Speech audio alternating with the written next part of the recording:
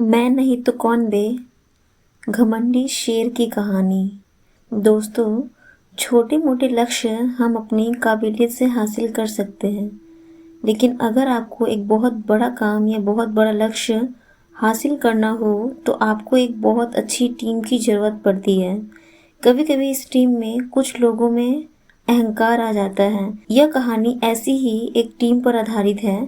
हमें आशा है कि आपको यह कहानी सुनकर कुछ सीखने को मिलेगा। शेरा नाम का शेर जंगल के सबसे कुशल और सबसे ज्यादा क्रूर शिकारियों में गिना जाता था। अपनी टीम के साथ उसने अनगिनत भैंसों, हिरणों व अन्य जानवरों का शिकार किया था। उसकी ताकत और क्रूरता से जंगल के सभी प्राणी थर थर कांप जाते, जिसके परिणाम स्वरूप अब उसे अपनी काबिलियत और ताकत पर घमंड बढ़ने लगा। एक बार उसने अपनी टीम के साथियों से कहा, आज से जो भी शिकार होगा उस पर सबसे पहले मेरा हक होगा। मेरे खाने के बाद ही बचा कुचा तुम सभी आपस में बांटकर खा लेना।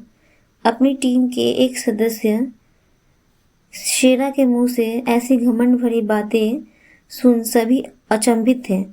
तभी उनमें से एक बुजुर्ग शेर ने शेरा से कहा, तुम होश में तो हो? तुम्हें आज अचानक क्या हो गया? तुम ऐसी बात क्यों कर रहे हो? शेरा बोला, मैं बिल्कुल होश में हूँ। क्या तुम सब ये नहीं जानते कि हम जितने भी शिकार करते हैं उसमें मेरा सबसे बड़ा योगदान होता है। मैं ही तो हूँ जिसकी वजह से हम इतने शिकार कर पाते हैं। इसलिए शिकार पर सबसे पहला हक मेरा ही है और अब सभी को मेरी बात माननी ही पड़ेगी। कोई भी उसकी बात से सहमत नहीं था। इसलिए अगले दिन एक सभा बुलाई गई जिसका उद्देश्य था शेरा को समझाना। हम मानते हैं कि तुम एक श्रेष्ठ कुशल शिकारी हो, लेकिन क्या ये बात भी उतनी ही सच है कि बाकी के सदा भी अपना भी जान लगा देते हैं? इसलिए हम इस बात के लिए सहमत नहीं हो सकते कि शिकार पर पहला हक तुम्हारा हो। हम सब मिलकर शिकार करते हैं और हमें मिलकर ही उसे खाना चाहिए। टीम के सभी सदस्यों ने शेरा से कहा। शेरा इस बात को सुन गुस्से से अपने ही घमंड में चूर होकर बोला, तुम सबकी मति मारी गई है जो मेरी बात को मानने से इनकार कर रहे हो। अगर ऐसी ही बात है तो आज से मैं अकेले ही शिकार करूंगा और तुम सब मिलकर खुद अपने लिए शिकार करना। जब भूखे मरोगे तब मेरे पास गिड़गिड़ाते हुए मत आना। और ऐसा कहते हुए घमंडी शेरा सभा को छोड़कर चला गया। कुछ ही समय बाद जब शेरा को जोरों की भूख लगी तो वह शिकार करने गया। वो भैंसों के एक झुंड की तरफ दहाड़ते हुए बढ़ा, पर वो देखकर हैरान रह गया कि जो भैंसें उसे देखकर ही कांपने लगती थी, आज उसके आने पर जरा भी नहीं घबराए। उल्टे एकजुट होकर उसी का मार कर दूर खदेड़ दिया। भैंसों से पिटने के बाद उसने सोचा, चलो कोई बात नहीं, मैं हिरणों का शिकार कर लेता हूँ। और वह हिरणों की तरफ बढ़ा, पर अकेले वो वहां तक इन फुर्तीले हिरणों को घेर पाता हिरण भी उसके हाथ नहीं आई।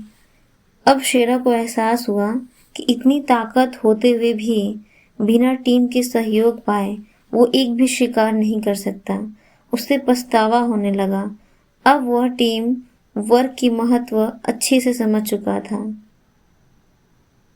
वह निराश बाकी शेरों के पास पहुंचा और अपने इस व्यवहार के लिए क्षमा मांग ली और एक बार फिर जंगल उसके यानी कि उसकी टीम के खौफ से कांपने लगा।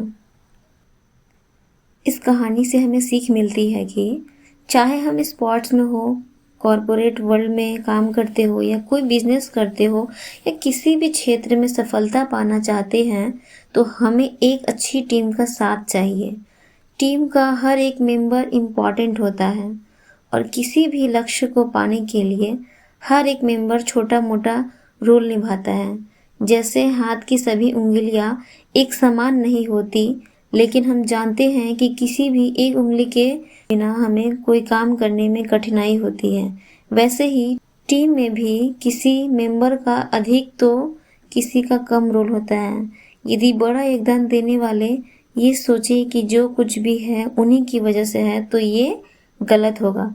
इसलिए किसी तरह का घमंड करने की बजाय हमें सभी को इम्पोर्टेंस देते हुए एज अ टीम काम करना चाहिए। यह कहानी हमें टीम का महत्व सिखाने के साथ साथ सिखाती है कि हमें कभी भी अपनी काबिलियत पर घमंड नहीं करना चाहिए।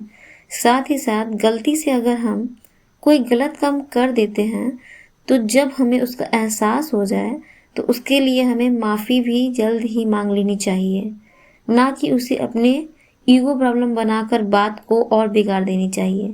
ऐसे ही बेहतरीन कहानियाँ सुनने के लिए हमसे जुड़े रहें